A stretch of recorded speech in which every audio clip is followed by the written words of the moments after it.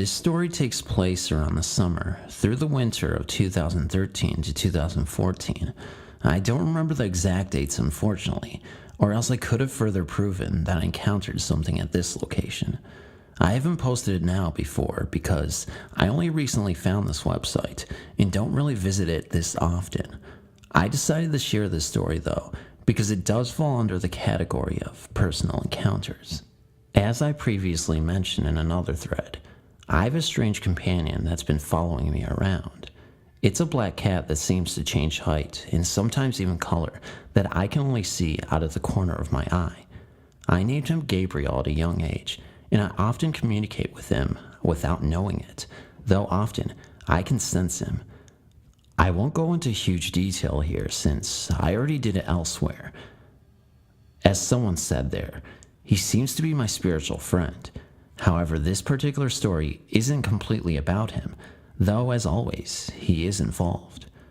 One of my friends had just finished high school, having to take summer classes while raising the baby she had while attending school, and had moved in with her biological father. The house seemed run down, in a run-down neighborhood, and it was small, incredibly small. It would be the perfect size for 1 or 2, maybe 3 college students to live there while attending classes at the campus down the street. One of the things I noticed instantly was the fact that tracks ran under the house. They were trolley tracks, from when the town used trolleys to get people places faster when buses weren't really a thing. A great big, abandoned brick and metal building behind it had a sign that just vaguely read, "Trolley Station," on it. The tracks didn't really surprise me. The town I live in has both an Air Force base and also countless train tracks running over roads. Most of them aren't in use anymore, but this place used to be a booming cattle town as well as a military base. It's filed under a small town, but it obviously isn't with all the things that go on. Anyway, the tracks didn't really surprise me, though they did make me feel a little uneasy.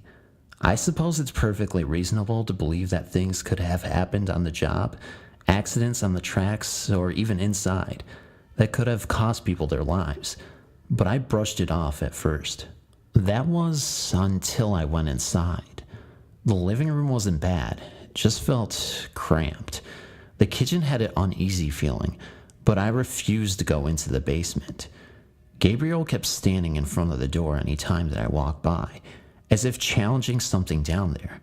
The basement, as they called it, really just a room slightly lower than the kitchen level, had been turned into a bedroom for her father. One of the rooms, the one facing the street, was my friend and her baby's bedroom.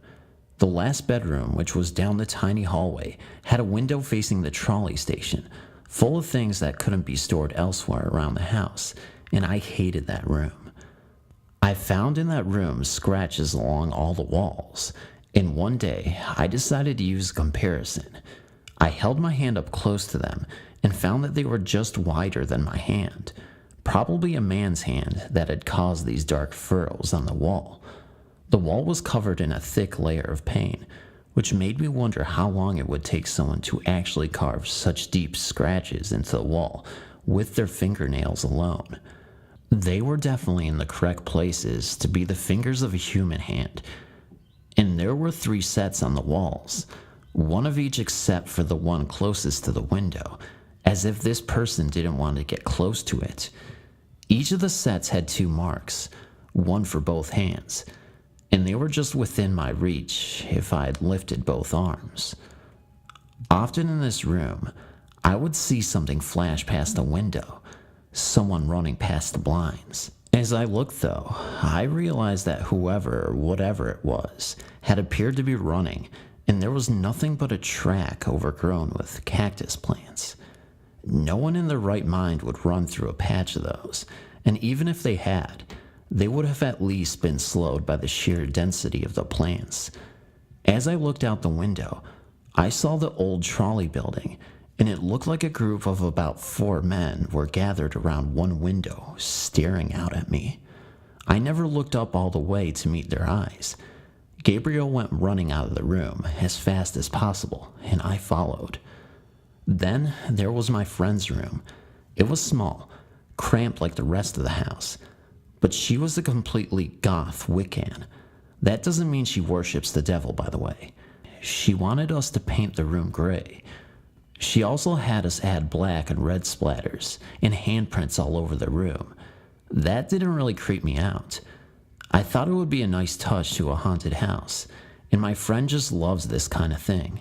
She was already upset since she had decided to have the baby and gotten kicked out by her grandfather, who'd she lived with for years, since she decided to not have an abortion. So we decided to go ahead and paint the room the way she wanted us to paint it. This friend has known about Gabriel for years, and she had always seemed really interested in something. She always wasn't liking the house much because she'd seen how I was reacting to things, and she knew Gabriel was making me want to leave this house. She began mentioning to me that she was surprised I wouldn't go buy the closet to paint, and I realized she was right. I refused to go by the closet, leaving the wall the same ugly yellow color it had been before we had painted it. I didn't know why, but I didn't like that closet. She finished painting the room over there, and after the horrible smell of dying paint was gone, I was basically moved in for the weekend to keep her company since her dad was out working and wouldn't be back for a while. He was a truck driver and was currently driving cross country. During the day, everything seemed pretty calm, but I couldn't sleep during the night. I've never gotten to sleep easily, so it didn't really surprise me, but I heard what sounded like something scratching on the door. It wasn't the dog, which was my first reaction. The giant black lab liked to wander the house and stare at corners and such, and with the room painted so darkly, I couldn't really see her. As I started to get up to open the door for her, though, I found the dog practically leaping onto me to push me back down onto the bed. She wasn't growling, but I could see her snarling and on edge, just staring at the door. I'd never seen that sweet little dog so ready to tear something apart. She was a rescue who was terrified of everything. You stepping on a creaking floorboard would send her yelping into a corner. And this behavior had happened before we'd ever brought her into this house. Needless to say, I wasn't expecting to see her like this. My friend and her baby didn't wake up. The noise was too quiet for anyone else to hear. I just remember whispering for the noise to be quiet, and it did. The dog didn't relax for a long while, though. I managed to get back to sleep, and when I woke up again, I noticed Gabriel pacing in front of the closet, out of the corner of my eye. The door was open, and I realized how odd that was. For one, heavy boxes of various items had been laid against it on the outside because we hadn't finished packing everything away. And for another, that door was heavy. It opened swinging outwards to the rest of the room and was made of solid wood. It took a lot to close and open it, and it almost always seemed to snag on part of the carpet since the floor was uneven. The dog was practically in my lap at this point. I just felt scared and decided to turn on the radio app on my phone to distract myself. Static was the only thing I got, as well as strange whispered voices. I noticed a shadow stepped out of the closet itself, only to be chased back into it by Gabriel. He seemed to be calling me over, so I closed the door, pushed the boxes back in front of it, and proceeded to just go back to sleep. Nothing else happened while I was there that time, though in the morning, we found the door had marks on it matching the other rooms, and the boxes had been thrown across the room sometime during the night without waking me somehow. My friend wanted to know why I hadn't let the dog in, and why I'd moved the boxes all over the place, knowing I was a light sleeper and tended to be full of pranks. I pointed out that I had a badly sprained wrist at the time, and couldn't have moved the boxes without waking her, and that the dog had been practically sleeping on top of her during the night. I told her how uneasy Gabriel seemed, and she immediately went to work trying to figure out what was going on. After the weekend ended, I was glad to leave. She was still my friend though, and we visited often. Each time, I noticed that things seemed to move without explanation when I wasn't looking, and the dog refused to pass a certain point in the hallway every day. I also was becoming increasingly unnerved about the fact that the basement was getting physically darker, no matter how many lights were on inside of it. My friend explained that her dad was what she called an energy vampire, and he fed off of negative energy. Beings who also fed off of that energy continued to follow a trail, like breadcrumbs to the room where all of it seemed to be stored. Gabriel kept me as far away from that room as possible. There were more scratch marks around the house, nearly over my head, and the door looked like it had taken a serious beating.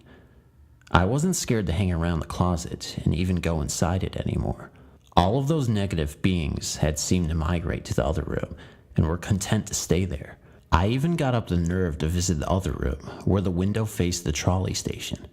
I didn't see the strange men over in the window anymore. I didn't see anything else that seemed to be even remotely like them, or the shape I'd seen dash by the window. In the direction of the room, where all the negative energy was stored, I realized. My friend said there was a portal leading to the realm of the dead in the closet, and she'd closed it. Her dad moved out, apparently not liking his daughter cramping his style. Almost all of the negative energy seemed content to follow him out, though one being apparently remained and liked to slam cabinet doors, torture the poor dog and me, as well as scratch increasingly louder on the doors and walls. Sometimes it even threw things across the room, though the activity almost seemed to grow less violent as I walked in.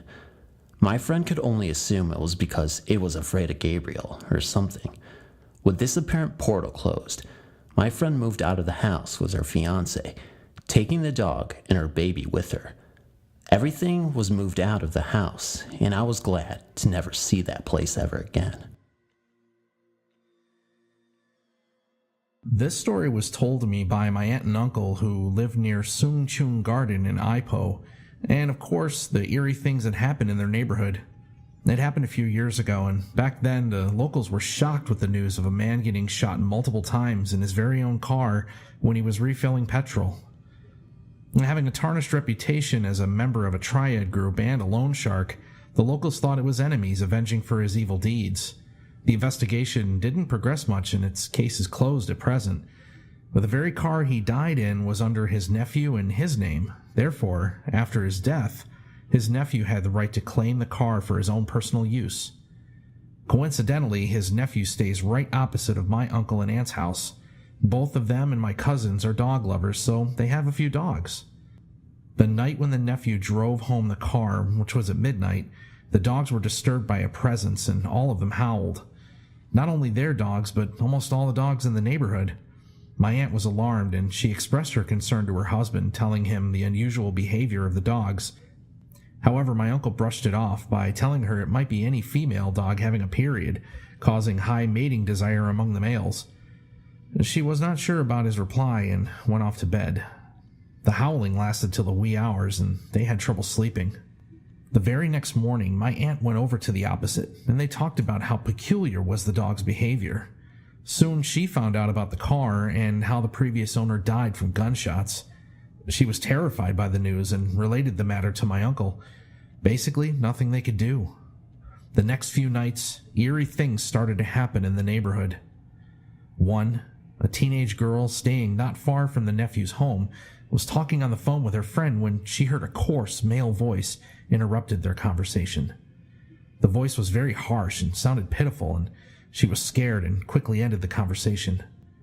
2, a lady was preparing dinner in the kitchen when she heard a man whispering and talking at the back lane of her house. She opened the back door and found no one. 3, a lady woke in the middle of the night and heard a man sobbing pitifully outside her house. She decided to peek from her window upstairs and saw a black figure sitting under a tree outside her house and crying. 4, continuous barking and howling of dogs towards the car. Soon the neighbors were complaining about the strange incidents and confronted the nephew's mother. She was concerned about the car too and decided to persuade her son to take the car to a temple for blessing, which her son gladly did. And after the blessing, strange incidents ended and the dogs stopped howling. How strange. Hey guys, if you got into the end of this video, that probably means you enjoyed it enough to watch it through, and I just wanted to say thank you so much for that. If you want to help out even more, I suggest you comment, like, and subscribe if you haven't yet. You'll get more of these videos, and I guarantee if you like this kind of content, this is something you'll enjoy a lot. So don't be bashful, go ahead, comment, like, subscribe, do all those things, because it really helps me out and I really appreciate it. My friend Driving Me Crazy really helped me out on this narration, and I encourage you guys to check him out. He doesn't do narrations, but he's a fantastic vlogger, and I would love it if you checked him out. Honestly, I really would. He's so good, and I don't just say that just for the hell of it. Anyway, guys, love you so much.